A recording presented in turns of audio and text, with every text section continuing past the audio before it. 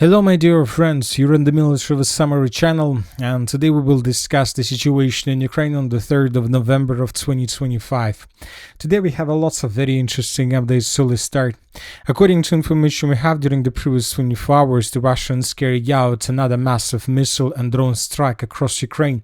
That wasn't the biggest attack since the beginning of the special military operation. The Russians used just 150 air vehicles, including drones and missiles altogether, but the pro-Ukrainian sources are saying that that was a very successful attack from the Russian side. Today, more precisely this morning, the Minister of Defense of the Russian Federation gave us additional details about this attack. In response to the terrorist attacks by the armed forces of Ukraine on civilian targets in Russia, last night the Russian armed forces carried out a coordinated strike with long-range precision weapons, including hypersonic aeroballistic Killzone missiles on targets in Ukraine. Hit targets military-industrial enterprises, facilities of Ukraine's gas and energy complex that supported their operation, infrastructure of the military airfield, as well as the repair base for weapons and military equipment of the armed forces of Ukraine. So nothing was specified, as you can see, but during the previous 24 hours we received details about the attack. So once again, before we start with details, first of all I would like to point your attention that during the previous 24 hours, Zelensky, the president of Ukraine, stated that we have strengthened the Patriot component of Ukrainian air defense. This is our joint step with Germany to protect lives from Russian terror. That was stated by the president of Ukraine, Zelensky. So the Russians and some military experts, pro-Russian military experts, stated that Russians attacked also possible positions of Patriot systems across Ukraine. So the Russians began hunting for Ukrainian air defense once again. And during the previous 24 hours, another video was published how Russians were hunting and destroying Ukraine air defense forces. In this video, in the northern part of Ukraine, in the Chernihiv region, we can see a Buk M1 air defense system that was discovered by Russians, and then this system was destroyed with Lancet strike. So this is not a Patriot system of the armed forces of Ukraine, but this is another episode how Russians are hunting and destroying Ukrainian air defense systems. So the sources reported that the Russians attacked the Kiev region, the Russians attacked the settlement of Zhytomyr, and lots of strikes and explosions were recorded on the territory of Dnipro. Maybe the Russians managed to deal damage to Patriot system or something like this, but we don't know for sure, and the Minister of Defense of the Russian Federation haven't confirmed this information. Anyway, as a result of the attack, lots of explosions were recorded in the territory of Dnipro and the Dnipropetrovsk region. The sources are saying Russians attacked facilities, industrial complex, and from this area we have several videos. So this is the video that was published this morning, and here we can see the aftermath on the of yesterday's attacks on Ukrainian facilities, warehouses and ammo depots. Something big, as you can see, was destroyed. And this is a very important and very probably very interesting attack carried out by Russians, because the city of Pavlograd is located very close to the line of combat contact, and obviously this is the main logistic hub that Ukrainians use to support their contingent in this area, and we see that the Russians know exactly where to attack, and they attack this territory. Furthermore, during the previous 24 hours, the Russians were destroying and attacking gas infrastructure across Poltava region. So explosions were recorded in the area of the city of Poltava itself, in the area of the settlements of Zavodsky.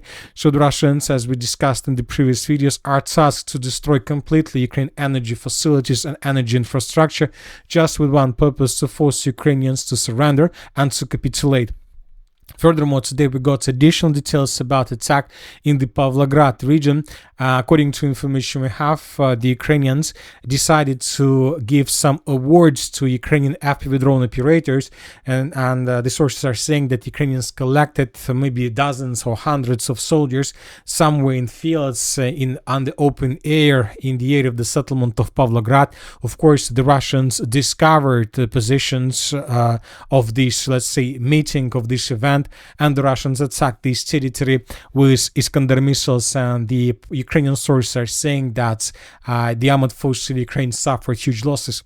As of the end of the 3rd of November of 2025, the Minister of Defense of the Russian Federation still hasn't published anything about this attack. I mean, a video or something like this, or any proof, but maybe in coming days they will publish at least something. Now let's discuss the situation on the ground, and first let's talk about the Pokrovsk direction. During the previous 24 hours we received lots of very important updates. As you can see, the map has been adjusted once again. The Russians continue their offensive operation, and now it seems that the situation, it's not just a critical situation for Ukraine. Obviously this is something like a huge and the biggest disaster ever. So first let's compare the map between the dates. So this is the situation by the end of the 2nd of November of 2025, and this is the situation by the end of the 3rd of November of 2025.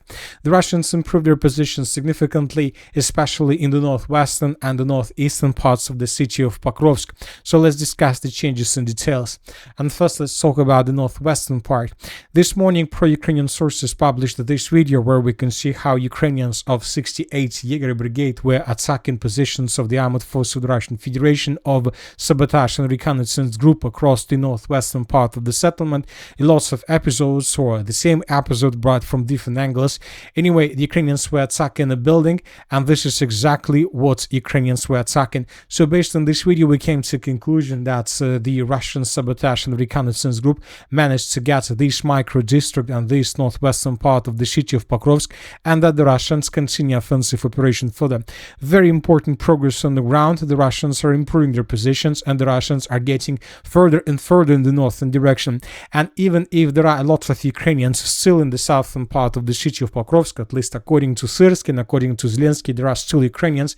Additional progress in the northern direction from the Russian side means that these Ukrainians who are currently located at this part of Pokrovsk have less and less chances for evacuation and for probably successful end of the battle for the city.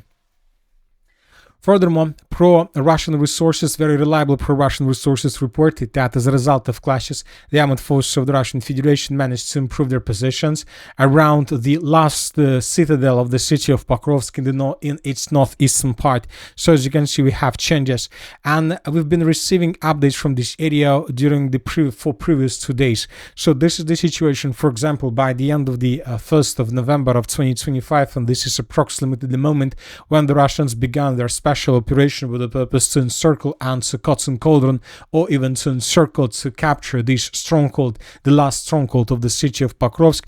By the end of the 2nd of November of 2025, the Russians improved their position significantly. As you can see, the Russians outflanked and outmaneuvered positions of the armored forces of Ukraine from the southern direction and from the northern direction.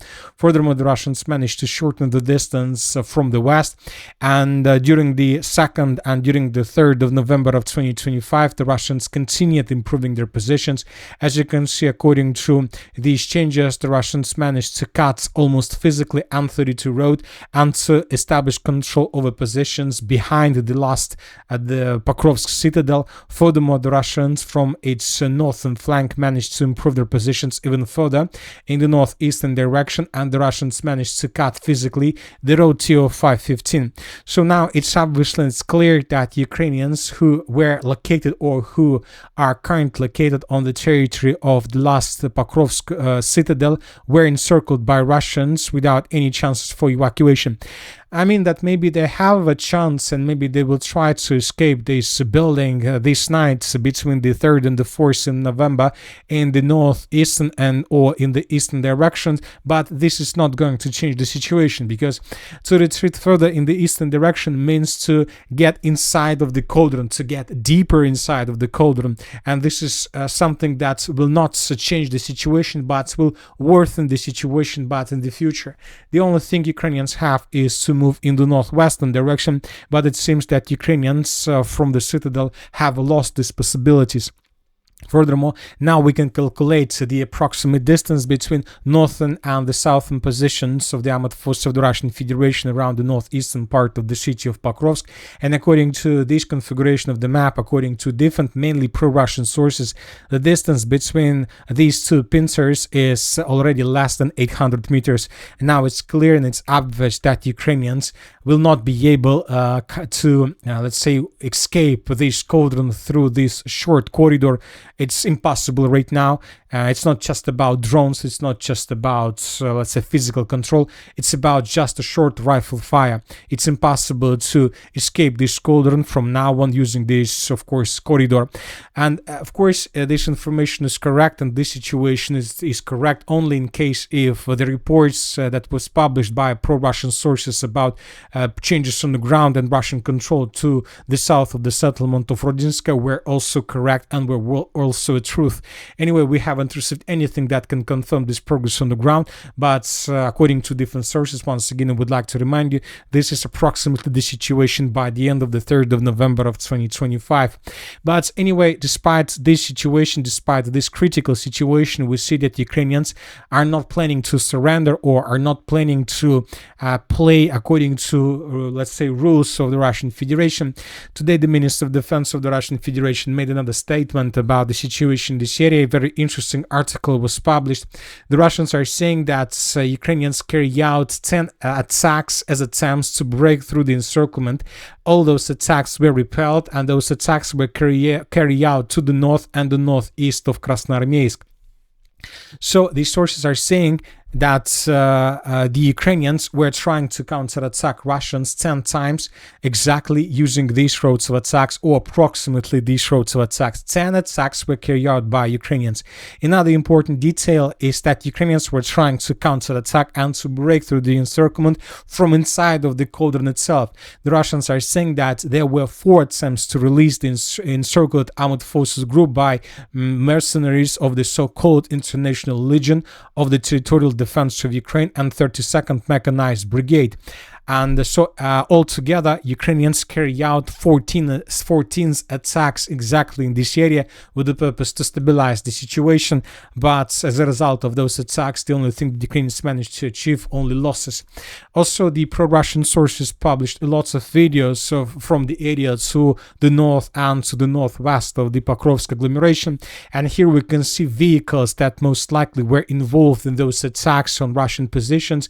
Lots of vehicles, lots of trucks, lots of infantry fighting carriers and tanks were counter-attacking, but the Russians, as you can see, had complete control over the territory, and the Russians didn't allow even a single unit to get very close to the city of Pokrovsk itself. Everything that was moving in the direction of the city of Pokrovsk was destroyed by Russians.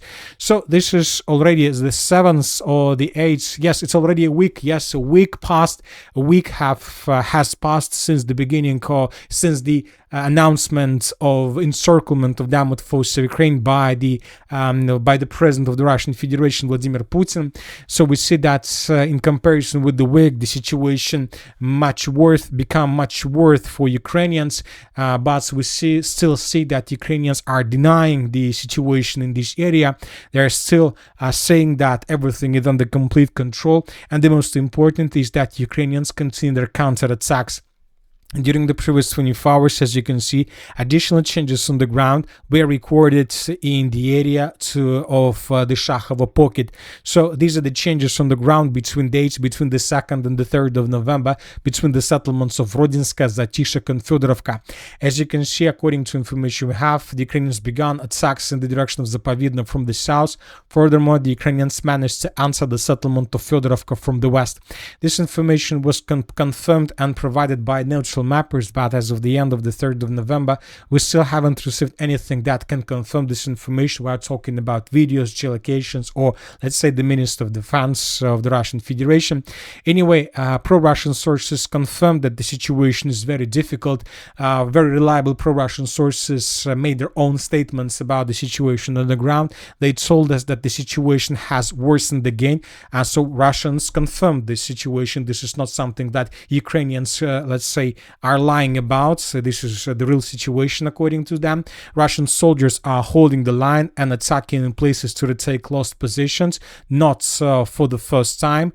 So we see that Ukrainians continue. And you know that now the problem is for the armed forces of the Russian Federation, the problem is that with this configuration of the front line, there are very high chances that Ukrainians may try to unblock the city of Mirnograd and the city of Pokrovsk, not through the settlement of Rodinskaya, but Ukrainians can try to unblock the city of Mirnograd using these roads through the settlements of Mirnograd, Novoekonomichno, and Fedorovka. So this is another possible road for evacuation for the armed forces of Ukraine. This will allow Ukrainians, first of all, even to encircle the contingent of the armed forces of the Russian Federation on the territory of the city by the name of Rodinskaya. So I'm just trying to tell you that everything is possible. And I would like to remind you once again that this is not just a battle between Russians and Ukrainians. This is a vital, decisive battle between Commander-in-Chief of the Armed Forces of Ukraine, Syrsky, Alexander Syrsky, and the Chief of the General Staff of the Armed Forces of the Russian Federation, Valery Gerasimov. And they're fighting not just for the city of Pokrovsk, they're fighting for their own position and the military forces of Russia and Ukraine accordingly. So according to information we have, most likely after the end of the battle, somebody will lose his position. So that is why everybody will do everything they can without counting losses and without counting the price they're paying for this. The battle, the most important part of the battle, is still ahead of us, but I'm not sure that the battle will take a very long time. It will be resolved very, very soon. A critical moment and critical phase maybe we have already passed. Maybe it will be passed within the next days or maybe within this week. Now let's move further and let's discuss the situation in the Konstantinovka direction. Syrsky is sending more and more forces, reinforcements and reserves in the direction of the city of Pokrovsk and Konstantinovka. The Russians control the sky above the settlements with drones, and they try to find another position of the armed forces of Ukraine, and as soon as they find it, they attack this immediately with aviation. In this video we can see how Russians were bombing the settlement of Drushkovka with FABs, lots of explosions and lots of damage were recorded exactly in this area. Furthermore, the armed forces of the Russian Federation continue advancing in the settlement of Ivanopolia. Today, according to information we have, the Russians managed to capture these farms in the southeastern part. We came to this conclusion based on the video that was published by Ukrainian sources. Here we can see how Ukrainians were attacking Russians in this area with significant number of drones, and as you can see, some of geolocations were found, and this is exactly the place that was attacked by Ukrainians. Based on this video, we have adjusted the map. So this is the situation by the end of the 2nd of November, and this is the situation by the end of the 3rd of November of 2025. As for the Sivers direction, during the previous 24 hours, we haven't received anything special, just some geolocations published by pro-Russian sources and small changes on the ground that were published just by different mappers. According to information we have, the Russians managed to improve their positions in the northern part of the settlement of Stavki. So this is the situation by the end of the 3rd of November. The Russians managed to capture the northern and the central part of the settlement. Most likely in coming days, the Russians will finish the battle for this territory and they will force Ukrainians to fall back further in the southern direction towards the city of Liman itself. So as soon as the village of Stavki falls, Russians will be able to begin offensive operation in the direction of the city of Liman from the north. Furthermore, some pro-Russian sources published information that the armed forces of the Russian Federation managed to outflank the settlements by the name of Novoselovka and Yarova, and to cut railways between the village of Sosnovo and Yarova itself. So this progress on the ground was published by pro-Russian sources of now without proofs, but according to this source, currently this is the situation on the ground. If this information is correct, then the logistic of the villages of Yarova, Novoselovka and Drobusheva was cut and destroyed by Russians. This is a very important progress on the ground if this information is correct. We are waiting for additional details and additional confirmations. As for the city of Kupiansk, there are very heavy clashes right now. The Minister of Defense of the Russian Federation continue reporting that Russians are clearing the settlements of Petropavlovka and Kurilovka. During the previous 24 hours, we received several videos from this area, how Russians were bombing and attacking positions of the armed forces of Ukraine, but the most important update is coming from the triangle of the villages of Radkovka, Kondrashevka and Golubovka. Today, for example, the President of Ukraine, Zelensky, stated that Ukrainians managed to counterattack in the area of the city of Kupiansk and to get to the river of Oskol. Zelensky didn't specify how exactly they managed to get the river, whether from the eastern or from the western direction, but most likely he was talking about the western direction. Anyway, today in the afternoon, the pro-Russian sources, several pro-Russian sources published this video where we can see the results and how exactly the attack that was discussed by Zelensky was taking place. Here we can see Ukrainians using heavy armored vehicles in their attempts to attack and to break through Russian defense. During this video, we can see two vehicles that were attacking Russian positions and how Russians were attacking them with FPV drones. So this is the first vehicle abandoned by Ukrainians and basically destroyed by FPV drones. And this is the second vehicle that was involved in the counter-offensive operation. And this vehicle was also destroyed. So according to information we have, Ukrainians counter-attacked using these roads of attack. And the pro-Ukrainian sources reported that Ukrainians managed to break through defense and to recapture something like this. As of now, we don't have proofs to confirm this, but this is the reports that we are receiving from pro-Ukrainian sources. If this information is correct, then the distance between edge positions in this area and the river of Oskol itself is already less than 1.5 kilometers. This is not the river of Oskol as was stated by Zelensky, but this is very close. And if this information is true, if Ukrainians manage to dig in deeper in this area, of course Russians can start suffering problems with the logistics. But the problem is that the Russians are trying to do everything they can with the purpose to reduce their dependence on logistics through the river of Oskol. I would like to remind you that these days the Russians are trying to advance in the northern part of the city of Kupiansk, and the main purpose of Russians is to connect these two, let's say, footholds and these two bridgeheads on the western and the eastern banks of the river of Oskol, and to capture everything along this red line. If Russians can do this, they don't care about this breakthrough because their logistic would not be interrupted by Ukrainians. The Minister of Defense of the Russian Federation also gave us the statement about the situation in this area, and the Russians are saying that there were two attempts to break through the encirclement by the units of the 92nd Assault Brigade and the 15th National Guard Brigade, and both attacks were repelled by Russians. Ukrainians suffered up to 20 troops and 2 armored fighting vehicles. So most likely this is exactly these 2 fighting vehicles that the Russians were talking about. So this is the reality and this is the situation. Anyway, Ukrainians continue counterattacks. It is a vital question for them to release their units that are blocked. They are blocked in the area of the Kupiansk and Pokrovsk, because it's not just once again the question about these towns and cities. It's the question about the position of Syrskyi and his reputation. And that's it for today. Military Summary channel reminds that we condemn any violence in the world. Thank you for your watching. Subscribe to my channel, put your likes, join my Patreon, and have a good day. Bye bye.